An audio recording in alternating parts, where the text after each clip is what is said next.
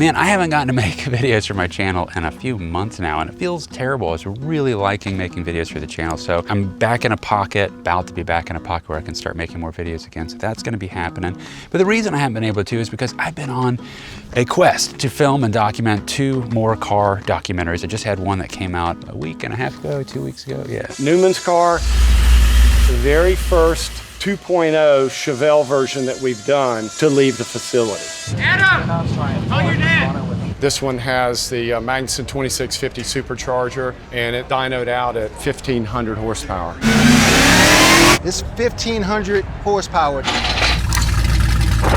This one here? Wow. Yeah. And it's doing very well. And it was where I went to Detroit and filmed the delivery of a completed car with Mr. Newman, which was awesome. That video is doing great. I'm really happy with how that came out. Now there's 2 more cars that made it to SEMA as the show cars this year for the 70 SSs that Trans Am Worldwide builds. And so we're bringing them out here, driving out through the canyons and stuff. So I'm taking a break to just walk out here and experience this for a second and talk shop for a minute about the Canon R5 C and the C50. What? In a world where nuclear war has begun, vampires fought back in super real 3D.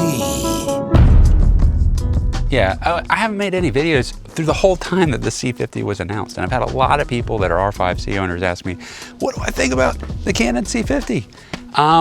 And you know, bottom line is awesome camera, fantastic looking camera. Biggest features I would gravitate towards is I love the concept of open gate. I've never had a camera that does open gate. I definitely would prefer a full-size HDMI port instead of the micro that's on the R5 C, and more dynamic range. It does apparently have more dynamic range, and that's absolutely something that I would find very valuable. Now, I've got 2 Canon R5 Cs. Am I gonna upgrade? No. Man, these Canon R5 Cs are crazy. Look at where I'm at. I've gotten to travel across the country making videos for clients. And you know, this Canon R5 C just keeps nailing it for clients. I'm so happy with the images. If I was in the market to buy a brand new camera, I would definitely consider going with the C50 over the R5 C. But it's not a definite. It really depends on what you need, because the R5 C has still got larger photo capability because it's got 8K. That could be a deal breaker for you right there. It doesn't have an EVF on it. I do actually use the EVF sometimes in really bright situations where I don't have a monitor on me. The R5 C has an EVF, so that's a little bit of a trade-off. It's definitely not enough for me to go buy a C50 to replace an R5 C. Now, if I was gonna go get another camera, I already have 2 Canon R5 Cs, yeah, I'd probably get the C50. But if you have a business, 2 cameras goes way further than 1. I brought 2 Canon R5 Cs out with me for this shoot. Having 2 cameras is just an absolute game changer on what you can do with it. Being able to set up a wide shot while we do the customer unveil at SEMA, and also being able to walk around and have a single shot that's handheld that I can zoom in on and stuff, that's a totally different experience. You can't do that unless you have 2 cameras. So why do I bring that up? Well, there are used Canon R5 Cs. There's open box Canon R5 Cs. There are a lot of Canon R5 Cs that you can actually get for around $2,800 on that. I would absolutely take 2 Canon R5 Cs over getting a single C50. Yes, it is more money. I'm just pointing out how close you are to having 2 cameras. Would that make you more money for your business? And I would say absolutely, it would. So it depends on what your budget is. But if you're edging towards, if you have a business and you can afford it, I would go with 2 Canon R5 Cs over a single C50. Now that being said, if I was just getting 1 camera and I was video centric, I'd probably go with the C50 at this point. More dynamic range and the open gate. And that HDMI port is definitely nice, but definitely not enough to move the needle for me to upgrade. If you just got a Canon R5 C and you're regretting it because the C50 came out right after that, don't. You know, it's like there's such a little, the difference is so marginal. I guarantee if you see side-by-side comparisons, you know, in actual real-world testing where you're actually setting up your shot and everything, the difference is so marginal. And keep in mind, you still have some advantages. You have 8K instead of 7K, which can really prove to be a benefit. For me, even in filming, even though I don't take many photos, I do like the 8K. I mean, I take advantage of the 8K all the time. I've made multiple videos talking about the 8K and how I use it for these driving shots, because I need to crop in on the driving shots. The cars can only get so close to the vehicle. The more that you zoom in on a lens, the more sensitive it is to vibration, so that can mess up the shot. So if you can stay at like a medium length to a wide length, kind of like a medium wide, I usually live between 35 to 50. That's kind of the millimeter range that I use the most when I'm doing these driving shots. And then you can crop in and it's just overall my shots come out more stable than being totally zoomed in. The 7K is just one less, bump of resolution that I would have to be able to crop in. So I could see that maybe I wouldn't want that trade-off. For me, I film a lot of cars. Cars are landscape orientation, they're horizontal. I can't take advantage of a vertical cut when the vehicle is framed to take up the whole horizontal scope of the resolution. I'd be cutting off the car a bunch, which is already an issue I run into, where when, for making reels on car videos, it always feels like such a compromise. You have to make it so tiny to fit inside the reel or stack multiple shots all in the reel of the car, and it's just not the same as just watching the film the way that it was really made to be, which is, horizontal, like classic film style orientation.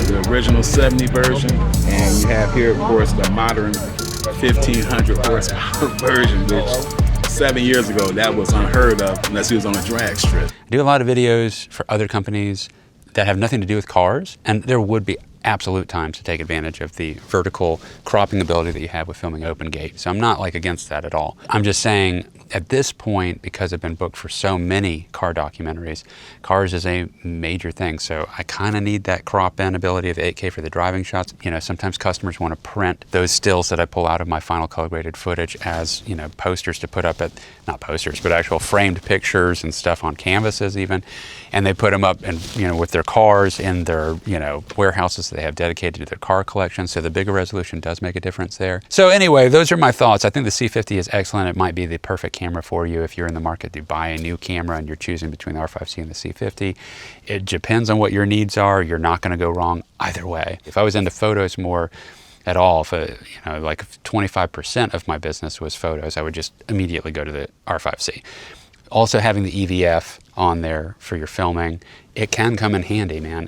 Some of these bright environments out here, it really can come in handy to look through that EVF to be able to see what the heck is going on, unless you got your monitor up and it's bright. But sometimes that thing dies, or sometimes you're in a situation where you didn't have time to mount it up or rig it up, depending on your setup. So just being able to have something that you can go to, plus putting the EVF up to your eye, it can be another point of contact to hold your shot more stable.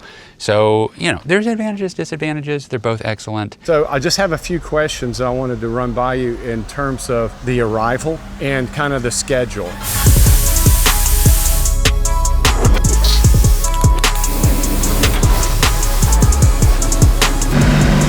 Earl Brown, he met with the gentleman over at M1 that's responsible for events and all of that.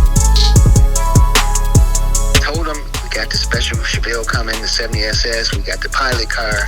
The guy was enthralled. He met with Earl. It looks like they're going to allow us to put the 70 Chevelle and the SS on display. Oh. With the news is going to be there. They want to interview you, me, and they're going to allow me 8 more of my cars to be displayed there on the ground. So that's my view on it. Both absolutely fantastic cameras. You're not going to go wrong either way. Now, next, I will be putting together a little behind the scenes of making the last film that's out now for Transcend Worldwide for the Newman build. And I did that, by myself. I want to talk about travel with the R5 C or 2 R5 Cs and how awesome that works out to be, but also what traveling's like for shoots. If you're interested in that, you don't do that much, or you're branching out to that, how complex it can be, especially as a single person, the difference between taking another person, the difference between, well, look, I've never rented equipment. I always just bring my equipment with me, and I either fly out with a minimal set and try to see if some of it can ship out, which I'll talk about that in the other video, or I drive. If it's a big enough project, if it's a multi-day shoot and it's a full new, if it's not really a live event thing, and I'm gonna need to set up lights and stuff like that, in general, as long as it's not crazy far, I'll just haul everything out there and make it a bigger trip and just have all my gear with me to give them the full production experience and charge more. you know, just charge, if they want me to do it, you know, and they want the full thing, I'll bring everything out there and I'll charge more for that. So anyway, I could ramble on and on. I'm gonna enjoy this scenery for a little bit. All right guys, take care, peace. Movie Voice.